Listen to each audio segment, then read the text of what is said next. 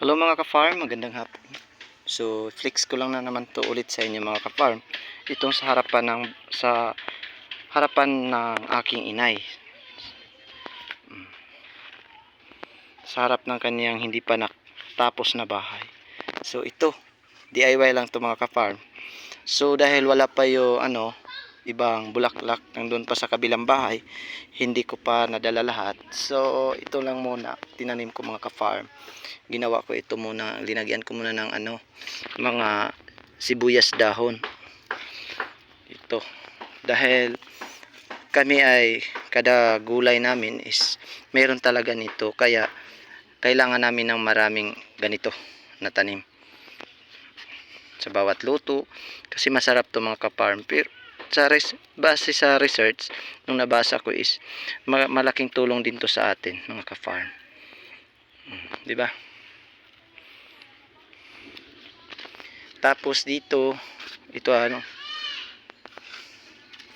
dito mga ka-farm, ito yung mga buto-buto. Collection ko ng buto-buto sa aming ginagamit sa tuwing kami ay nagpapatrabaho.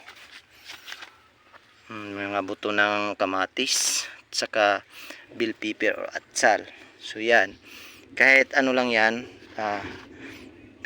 ano lang yan, parang hindi na F1 ba, sinadya ko lang yan na ibalik yung para hindi na tayo magastos ba or gumasta ng pera upang magbili ng mga buto ng seeds o magbili ng mga buto ng gulay, dahil napakamahal yung mga buto ngayon sa gulay. Tapos dito mga ka-farm, exhibit ko lang to sa inyo ulit, itong purple na first time ko pa to nakatanim dito mga ka-farm. Merong short saka mayroong long naman na bunga sa ganitong klase at ori. Lang to, purple yung medyo hindi pa young fruit.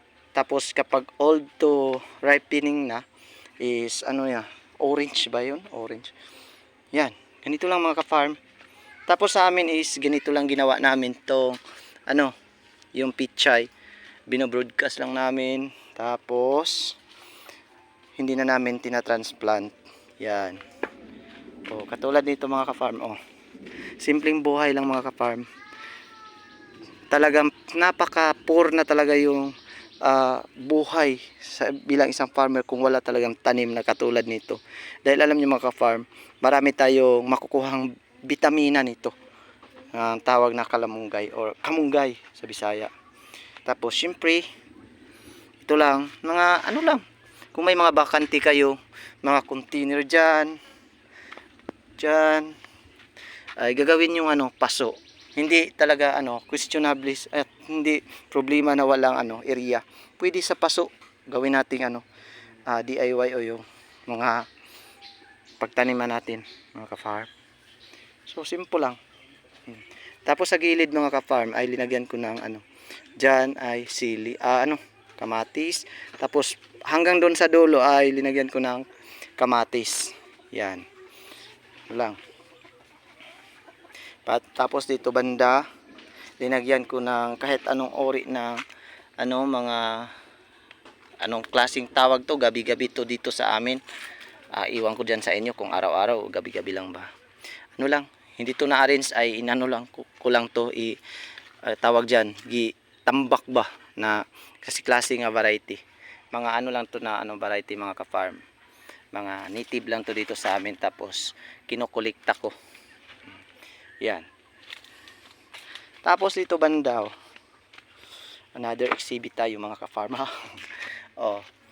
Marami palang ori itong ulasiman. Pero kahit ito ay ginawang palamuti dito sa Pilipinas, ito pala ay pagkain or pwede mahalo sa sinabaw doon. Kasi ulasiman to mga ka-farm. Pwede to lagyan ng munggo ito. Pero ginawa natin dito sa Pinas na palamuti, pero doon pala sa ibang bansa ay pa lang to, tawag diyan, pagkain or gulay. Ito mga ka-farm. Hindi sila naka na, dahil na ngayon na yung oras is alas 3 ng hapon. Tumiklop na yung kanyang bulaklak mga ka-farm. Ito yung Vietnamese tawag dito sa amin, or magic rose. Mga ganyan. Yan. Hindi ko pa to natapos mga ka-farm dahil nakapokus ako sa farm doon sa kabila. So flex ko muna sa inyo yung nakasanayan na dito talaga sa amin sa Agusan del Sur or sakop sa Caraga region, na talagang ang ulan is sa amin is ano talaga, napakayaman kami sa maulan na panahon. Yan. Tapos dito is ang ginagawa ko dito mga ka-farm is minimix ko lang muna dito yung nagka-klase-klaseng sa bulaklak na tanim sa aming sa aking inay. Yan. Tapos yung sa sa gitna yan. Hindi pa yan naka-bloom yan, bago pa yan mga ka-farm. Tapos dito. Yan. Tapos dito sa likod ng bahay. Yan. Ginawan ko na lang yung ng orange.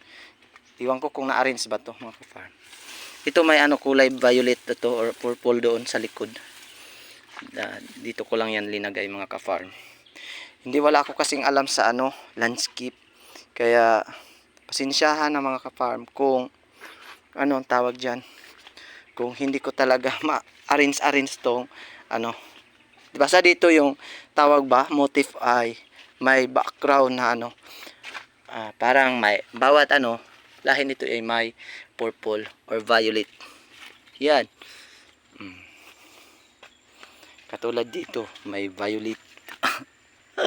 Sarap to mga ka-farm gawing salad. Yan.